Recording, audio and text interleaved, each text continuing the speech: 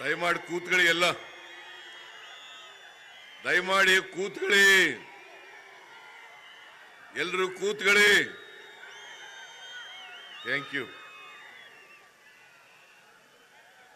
ಈ ಪ್ರಚಾರ ಸಭೆಯಲ್ಲಿ ಭಾಗವಹಿಸಿ ಮಾತನಾಡಿದಂತ ಪ್ರದೇಶ ಕಾಂಗ್ರೆಸ್ ಸಮಿತಿಯ ಅಧ್ಯಕ್ಷರು ರಾಜ್ಯದ ಉಪಮುಖ್ಯಮಂತ್ರಿಗಳು ಆದಂತ ಶ್ರೀ ಡಿ.ಕೆ. ಶಿವಕುಮಾರ್ ಅವರ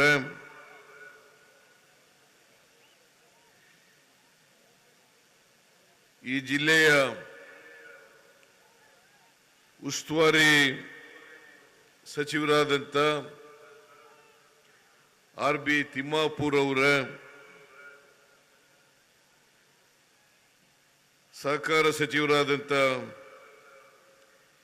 ಕೆ.ಎನ್. ರಾಜಣ್ಣ ಅವರ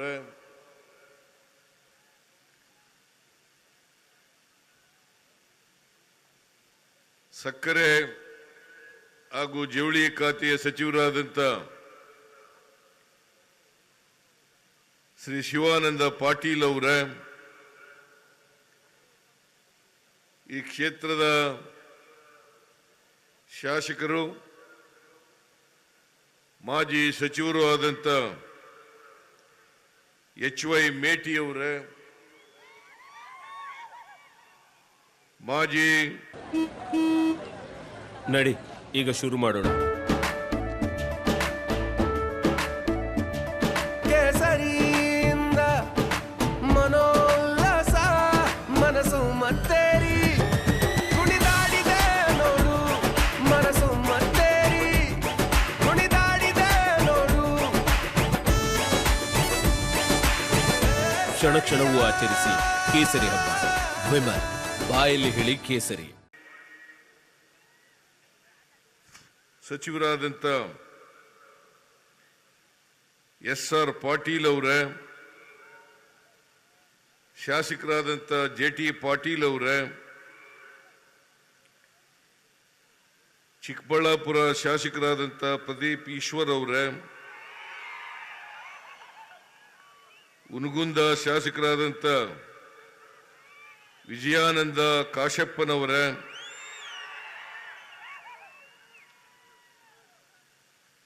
ಭೀಮಸೇನ್ ಚಿಮ್ಮನಕಟ್ಟಿಯವರ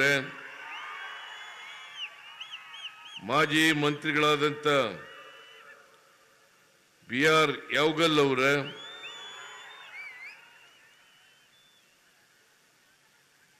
ಮಾಜಿ ಸಚಿವರಾದಂತ ಅಜಯ್ ಕುಮಾರ್ ಸರ್ನಾಯ್ಕ್ ಅವರ ಮಾಜಿ ಶಾಸಕರಾದಂತ ಆನಂದ ನ್ಯಾಮಗೌಡ ಅವರ ಮಾಜಿ ಮೇಲ್ಮನೆಯ ಸದಸ್ಯರು ಹಿರಿಯರು ಆದಂತ ಡಾಕ್ಟರ್ ಎಂ.ಪಿ. ನಾಡಗೌಡ ಅವರ ರಾಜ್ಯ ಯುವ ಕಾಂಗ್ರೆಸ್ಸಿನ ಅಧ್ಯಕ್ಷರಾದಂತ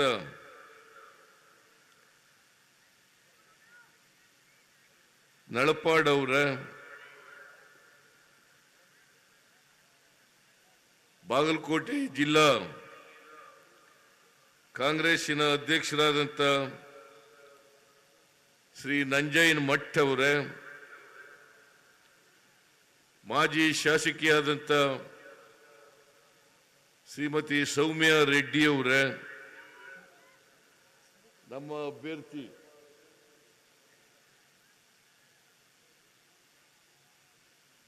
ಶ್ರೀಮತಿ ಸಂಯುಕ್ತ ಪಾಟೀಲ್ ಅವರ ವೇದಿಕೆ ಮೇಲಿರ್ತಕ್ಕಂಥ ಎಲ್ಲ ಕಾಂಗ್ರೆಸ್ಸಿನ ಮುಖಂಡರುಗಳೇ, ಬ್ಲಾಕ್ ಸಮಿತಿಯ ಅಧ್ಯಕ್ಷರುಗಳೇ, ಮುಂಚೂಣಿ ಘಟಕಗಳ ಎಲ್ಲ ಅಧ್ಯಕ್ಷರೇ, ಇಲ್ಲಿ ಇಷ್ಟೊಂದು ಅಪಾರ ಸಂಖ್ಯೆಯಲ್ಲಿ ಸೇರಿರ್ತಕ್ಕಂಥ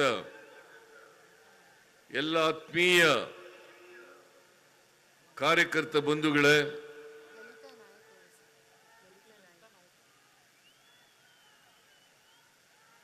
ನಾನು ಮರ್ತ್ಬಿಟ್ಟಿದ್ದೆ. ಶ್ರೀಮತಿ ಲಲಿತಾ ನಾಯಕ್ ಅವರೇ,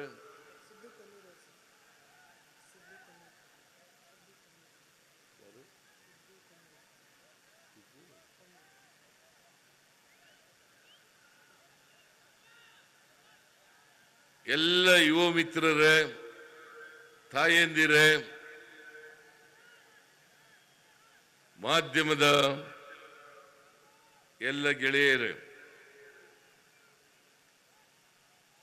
ಇವತ್ತು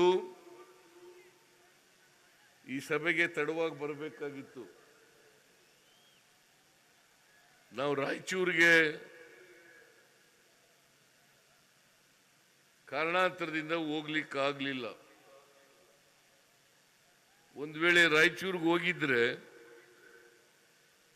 ಇಲ್ಲಿಗೆ ಸುಮಾರು 8 ಗಂಟೆಗೆ ನಾವು ಬರಬೇಕಾಗಿತ್ತು. ಆದರೆ ರಾಯಚೂರನ್ನ ಬಿಟ್ಟು ಬಾಗಲಕೋಟೆಗೆ ಬಂದಿದ್ದೇವೆ.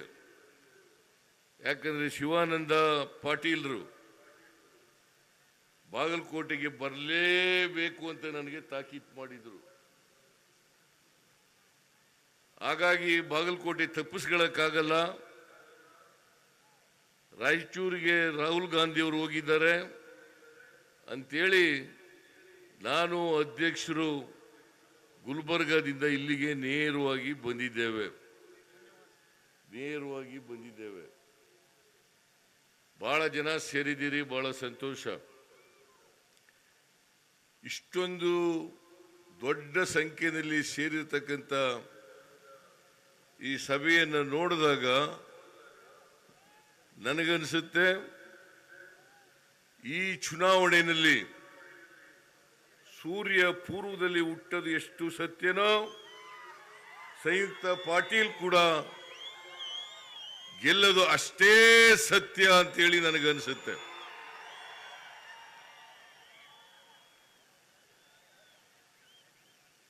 ಇದು ಬಾಗಲಕೋಟೆ ಮತ್ತು ಬಿಜಾಪುರ ಬಸವಣ್ಣ ಹುಟ್ಟಿದಂತ ಜಿಲ್ಲೆ.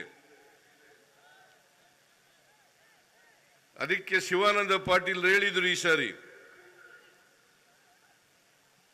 ಬಸವಣ್ಣ ಹುಟ್ಟಿದಂತ ಸ್ಥಳ ಬಸವನ ಬಾಗೇವಾಡಿಗೆ ಒಂದು ಪ್ರಾಧಿಕಾರವನ್ನು ಮಾಡಬೇಕು ಅಂತೇಳಿ ಹೇಳಿದ್ರು. ನಾನು ಈ ವರ್ಷ ಬಜೆಟ್ನಲ್ಲಿ ಬಸವನ ಬಾಗೇವಾಡಿನಲ್ಲಿ ಬಸವಣ್ಣವರ ಪ್ರಾಧಿಕಾರ ಮಾಡೇ ಮಾಡ್ತೀವಿ ಅಂತಕ್ಕಂಥ ಮಾತುಗಳನ್ನ ಪ್ರಸ್ತಾಪ ಮಾಡಿದ್ದೇನೆ, ಮತ್ತೆ ಮಾಡ್ತೇವೆ. ನಾನು 2013ರಲ್ಲಿ ಪ್ರಮಾಣ ವಚನ ಸ್ವೀಕಾರ ಮಾಡಿದದ್ದು ಬಸವಣ್ಣನವರ ಜನ್ಮ ದಿನೋತ್ಸವದಂದು. ನಾನು ಯಾಕೆ ಬಸವಣ್ಣವರ ಜನ್ಮ ದಿನೋತ್ಸವದಂದು ಪ್ರಮಾಣ ವಚನ ಸ್ವೀಕಾರ ಮಾಡಿದೆ ಅಂತಂದ್ರೆ, ನನಗೆ ಬಸವಣ್ಣನವರ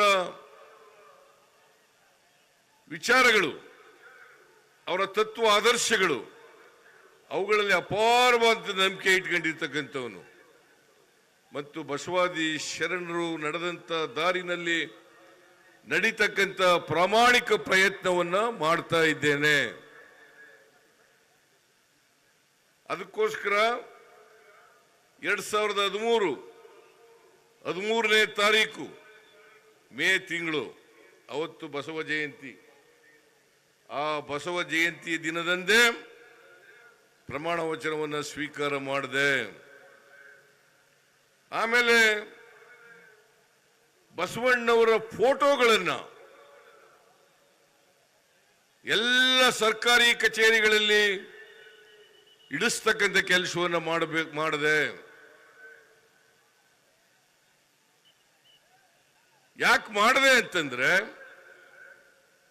ಬಸವಣ್ಣವರ ವಿಚಾರಗಳು ಅಧಿಕಾರಿಗಳ ಮೇಲೆ ಪ್ರಭಾವ ಬೀರಬೇಕು, ಜನರ ಮೇಲೆ ಪ್ರಭಾವವನ್ನು ಬೀರಬೇಕು.